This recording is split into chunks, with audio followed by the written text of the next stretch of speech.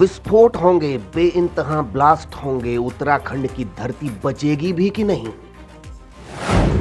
उत्तराखंड में बन रही आपदा की सुरंग, वैज्ञानिकों ने जताई चिंता।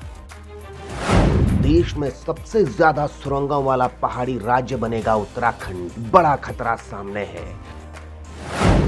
तो क्या अगले 10 साल में उत्तराखंड के लाखों मकानों में दरारें पड़ जाएंगी?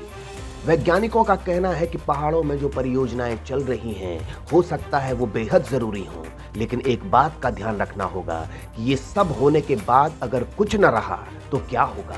उत्तराखंड में विकास के नाम पर चल रही परियोजनाएं हमें किस तरह विनाश की तरफ ले जा रही हैं, ये जोशीमठ की हालत देखकर समझा जा सकता है।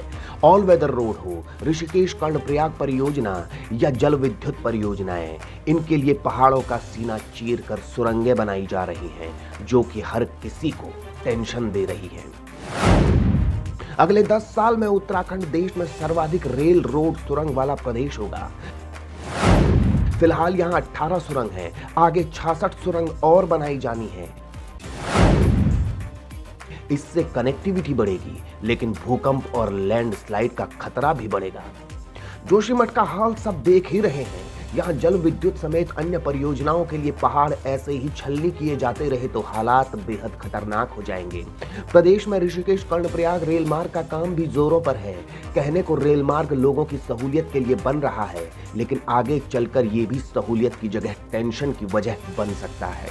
पहाड़ों के भीतर बन रही सुरंग और दुर्गम पहाड़ों के ऊपर बन रहे बहुमंजिला घरों और होटल का दबाव इतना बढ़ गया है जिसे हिमालय के पर्वत भी सहन नहीं कर पा रहे। आपको ये जानकर हैरानी होगी कि अगले 10 सालों में उत्तराखंड देश का पहला ऐसा पर्वतीय राज्य होगा जहां पर सबसे अधिक टनल होंगी। ये टनल उत्तराखंड की भौगोलिक स्थिति को बेहतर तरीके से जानने वाले और वैज्ञानिकों के लिए टेंशन बन रही है।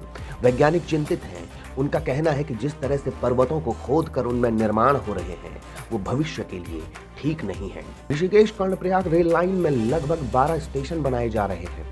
इसके लिए 17 सुरंगें बनाई जाएंगी। 126 किलोमीटर लंबा ट्रैक बनेगा। ट्रेन 70% तक पहाड़ों के नीचे से होती हुई अपनी मंजिल तक पहुंचा करेगी। पहाड़ों के भीतरी हिस्से में तेजी से काम हो रहा है। सरकारें कह रही हैं कि वैज्ञानिक पहलू से काम हो रहा है, लेकिन टेंशन बनी हुई है। पहाड़ों में जो परियोजनाएं चल रही हैं, हो सकता है कि वो बेहद जरूरी हो, लेकिन एक बात का ध्यान रखना होगा, ये सब होने के बाद अगर कुछ न रहा तो क्या होगा? सावधान हो जाइए। प्रकृति से खिलवाड़ की हद पार हुई तो परिणाम प्रलय ही होगा। Bureau report, Uttarakhand news.